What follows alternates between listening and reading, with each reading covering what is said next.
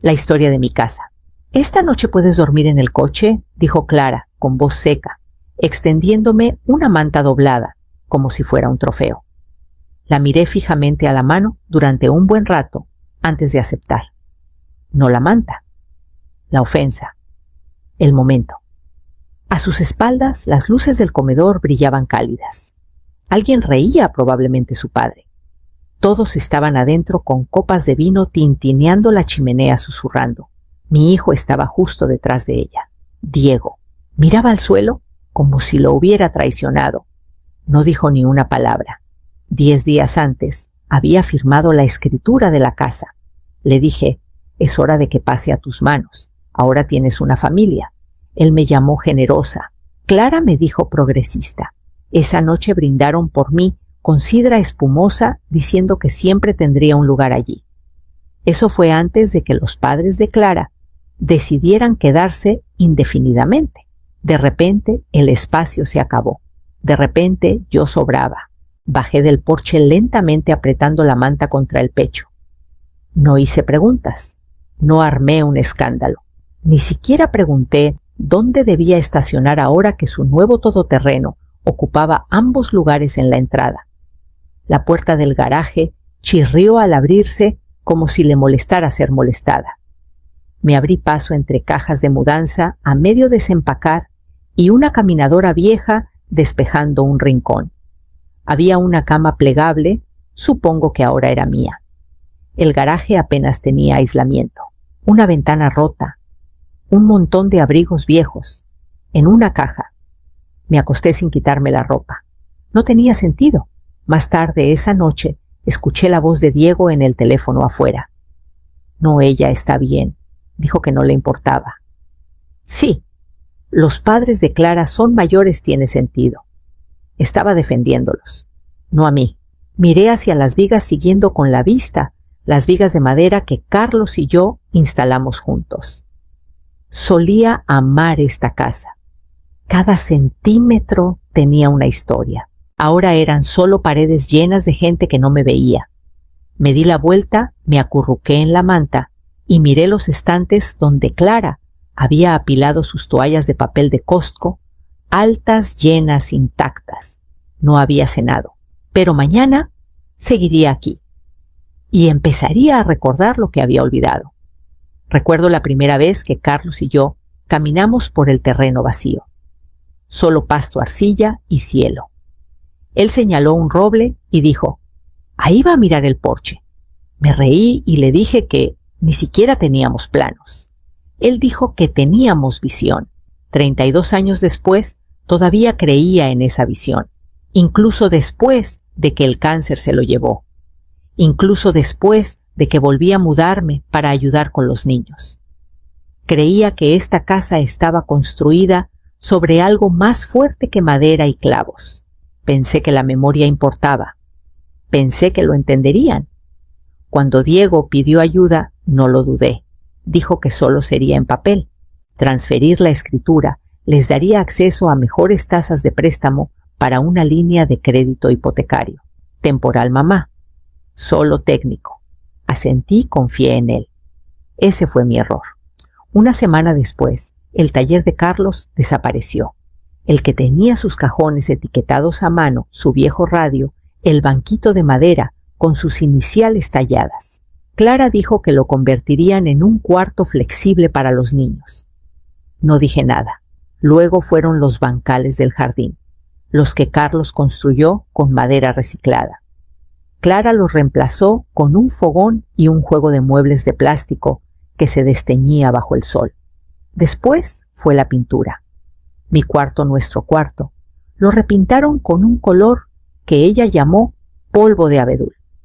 Cubrió el azul que elegimos después del último tratamiento de Carlos, el que decía que le recordaba al agua de un lago. No preguntaron, ni siquiera lo mencionaron. Seguía encontrando rincones silenciosos en mi propia casa para desvanecerme. En las mañanas temprano, bajaba antes de que alguien despertara.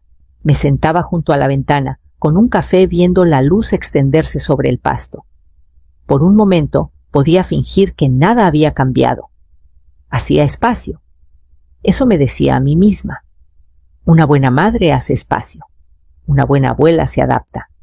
No cuestiona ni resiste. Se mantiene agradecida. Pero incluso, mientras me lo decía, notaba lo pequeño que se había vuelto mi mundo. No tenía un cajón propio. Mi nombre ya no estaba en el buzón y había comenzado a tocar las puertas dentro de una casa que ayudé a construir. «Es solo para que el bebé duerma», dijo Clara, señalando la habitación del niño al final del pasillo. «Es sensible a la luz. Cualquier movimiento en la recámara principal lo despierta». Me quedé allí con la maleta en la mano como una invitada que se había quedado demasiado. Diego asintió con los brazos cruzados. «¿Estarás más cómoda en el cuarto de arriba de todos modos?», añadió como si me estuviera haciendo un favor.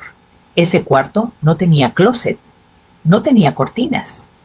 El colchón aún estaba envuelto en plástico cuando me mudé, pero no discutí. Doblé mis suéteres en pilas ordenadas al pie de la cama y me dije que era temporal.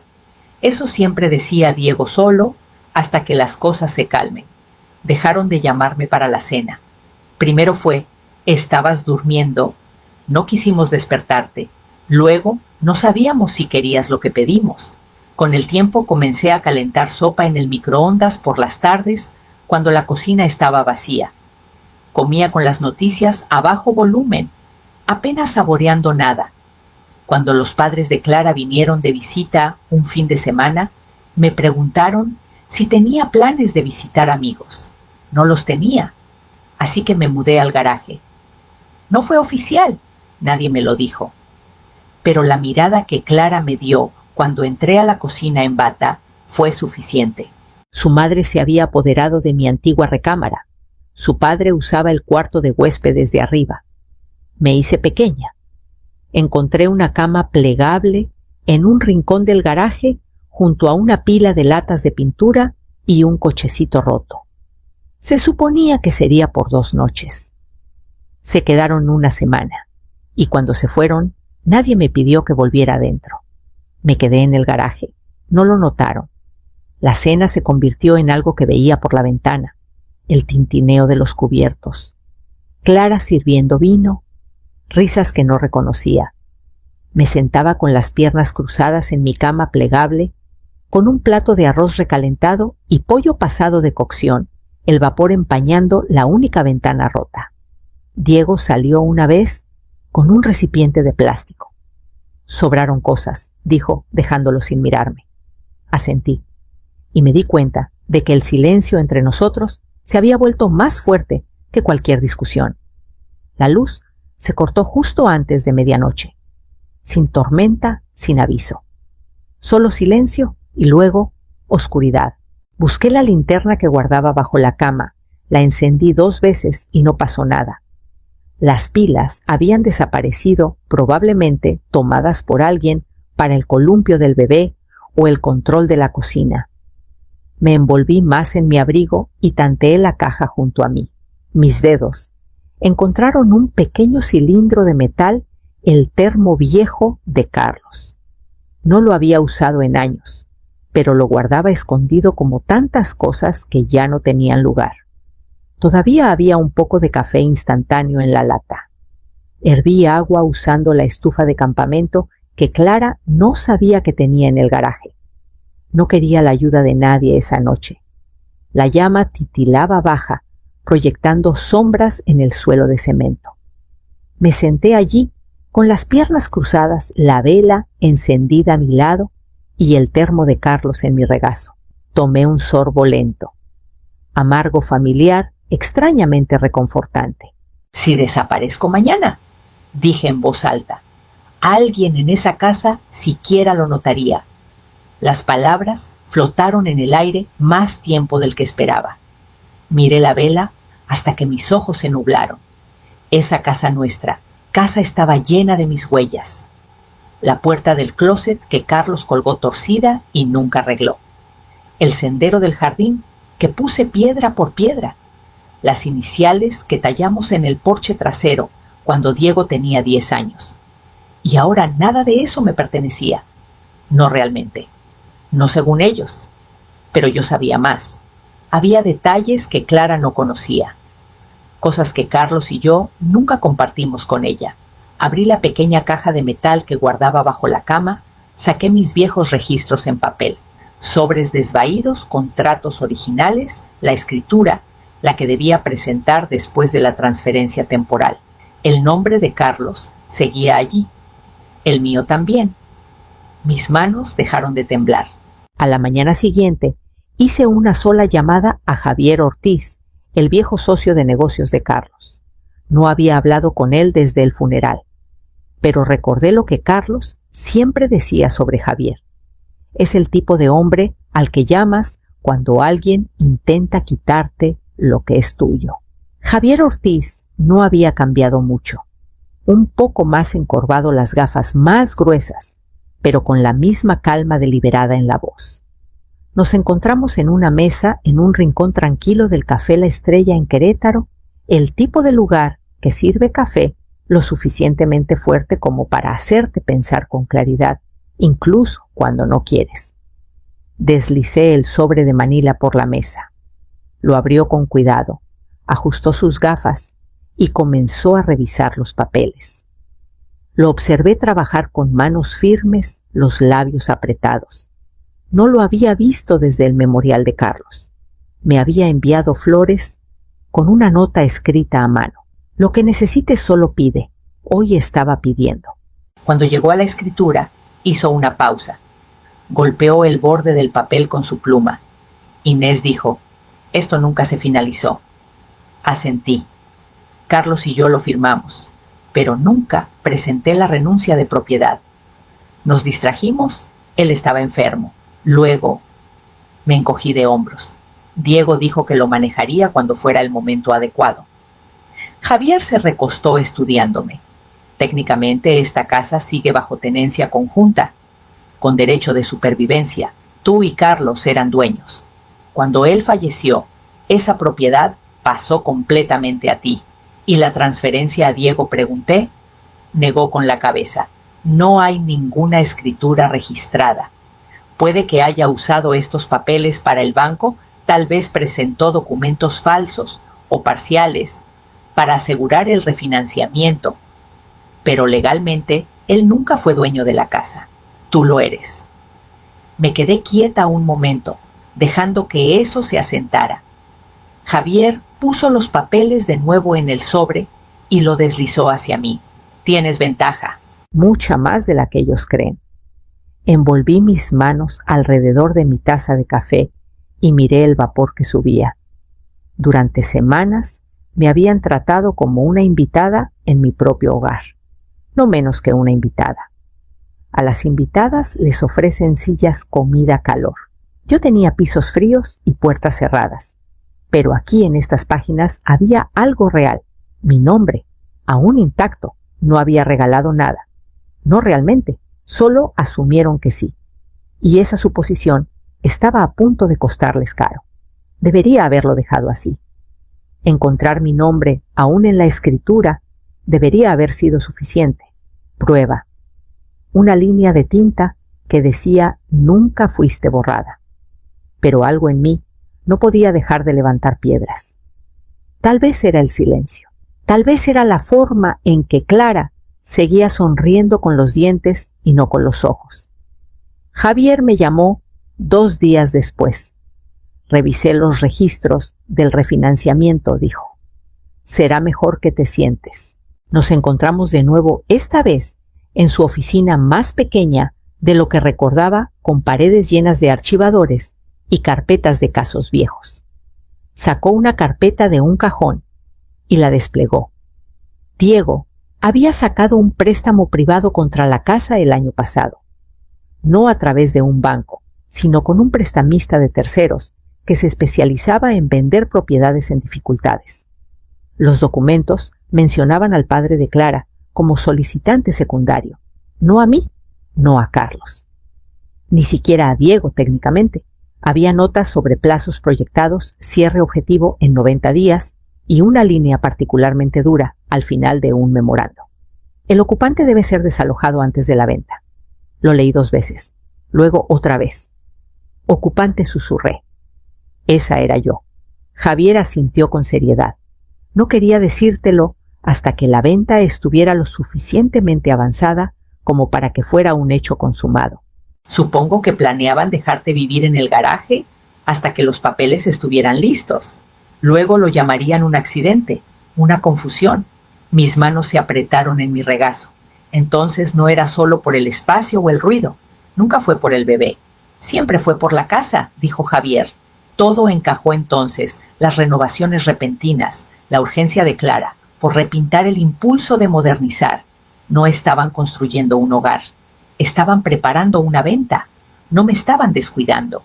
Me estaban manejando, empujándome lentamente para que no lo notara hasta que todo terminara. No pensaron que lucharía, pensaron que me desvanecería. Pero pasé mi vida criando a un niño que creí que me protegería. Y ahora él planeaba vender el terreno sobre el que construí mi vida. No para sobrevivir, para lucrar. Ahí supe que esto no era solo una traición. Era negocio. No grité, no tiré sillas ni exigí disculpas, solo imprimí. Grapé, firmé, presenté. Javier me guió en cada paso. Presentamos una moción formal para bloquear la transferencia de título. Adjuntamos la escritura de renuncia no presentada, el registro original de tenencia conjunta y la prueba de propiedad. No fue emocional, fue fáctico. El notario me encontró en la biblioteca pública. Firmé la declaración con manos firmes. Por primera vez en meses me sentí en tierra firme. Y luego llegó la carta, correo certificado, mi nombre en la dirección de retorno. El sobre no era grueso, solo lo suficiente para caer como un disparo de advertencia. Señor y señora Diego Ramírez, decía, lo cronometré perfectamente. Entrega el sábado por la mañana, justo antes de su brunch con los padres de Clara. Observé desde un banco en el parque al otro lado de la calle. Vieja costumbre, cuando Diego era pequeño, me sentaba en ese mismo lugar, mientras jugaba en el patio delantero.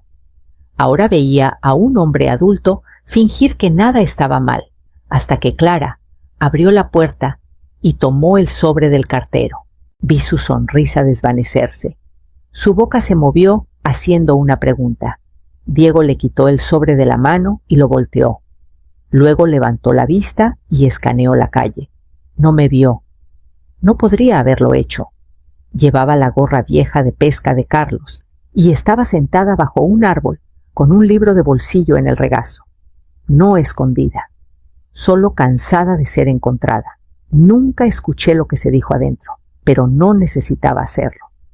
La llamada llegó 2 horas después. La dejé sonar. Lo intentó de nuevo. Luego envió un mensaje. Podemos hablar. Esto no tiene que ser algo legal. Apagué el teléfono. No le debía consuelo. No le debía el beneficio de la duda ni una tercera oportunidad para elegir la decencia. La carta lo había dicho todo. Propiedad, fraude, intención de engañar. Adjunto la presentación que congeló cualquier venta o modificación a la propiedad. No había pedido una reunión. No había ofrecido un compromiso. Querían tratarme como si ya no estuviera. Así que les mostré cuán ausente podía ser. El alguacil llegó a las 9:04 de la mañana de un martes. Traía un portapapeles, una copia de la orden judicial y un tono neutral que agradecí. No estaba en casa cuando tocó. Técnicamente, nunca no estaba en casa. Pero me mantuve lejos. Esa mañana dejé que la ley hiciera lo que mi voz no podía. Dejé que las palabras en papel llevaran el peso que una vez confié a la familia. Regresé después del mediodía, sin maleta, sin bolsas, solo una taza de café y las llaves que nunca entregué. No toqué. La puerta principal estaba abierta. Clara estaba en el sofá, teléfono en mano, la mandíbula tensa. Diego estaba cerca de la ventana, mirando hacia afuera, como si esperara un final diferente.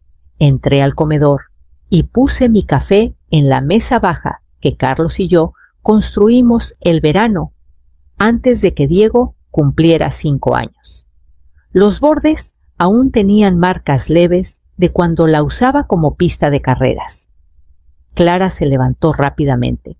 No puedes simplemente entrar aquí. Saqué una hoja doblada de mi chamarra y se la entregué.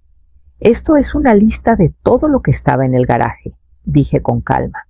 Tus pertenencias están etiquetadas y empaquetadas. Tienen 7 días para recogerlas. Diego dio un paso adelante. Mamá, me giré hacia él lentamente. Esto no es una discusión.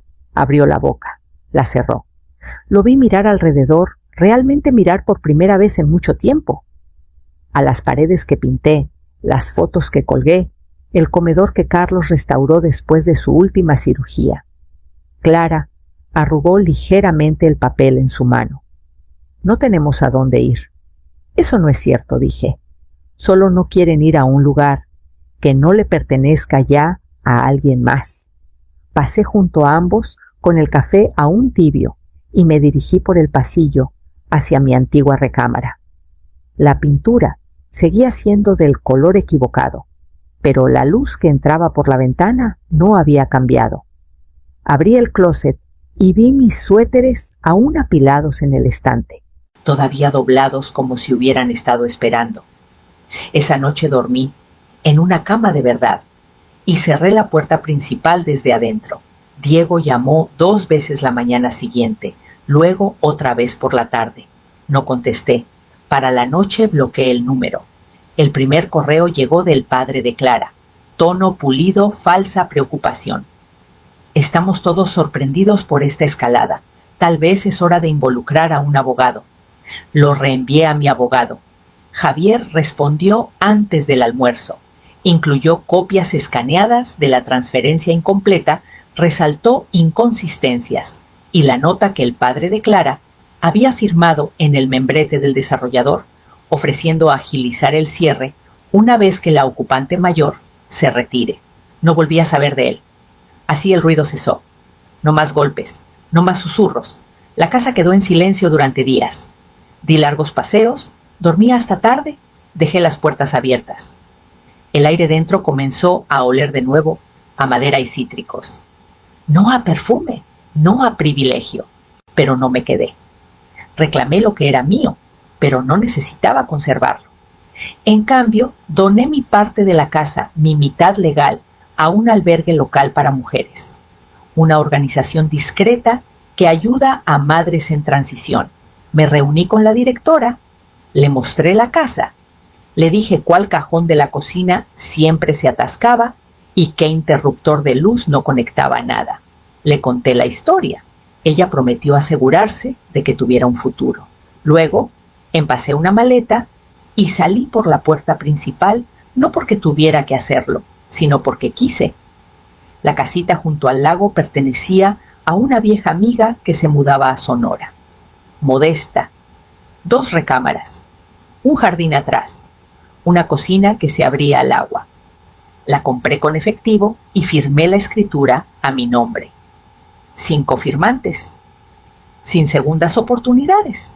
Pasé mi primera tarde arrancando maleza y cavando un espacio para tomates. La espalda me dolía al atardecer, pero era un dolor bueno, honesto.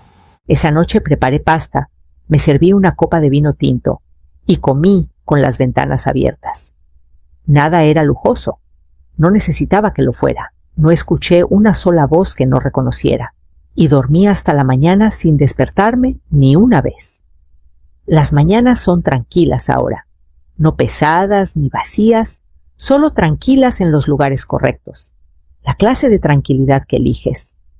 Me siento en el porche casi todos los días, envuelta en el mismo cardigan que usaba en el garaje. Ahora huele a pino, no a gasolina. El vapor se eleva de mi taza de café mientras el sol se alza sobre el lago. Mantengo la reja trasera sin candado para el perro de la vecina. Llega alrededor de las 10, da una vuelta por el jardín y luego se va trotando como si tuviera rondas que hacer. Nadie toca, nadie exige. La paz se siente ganada.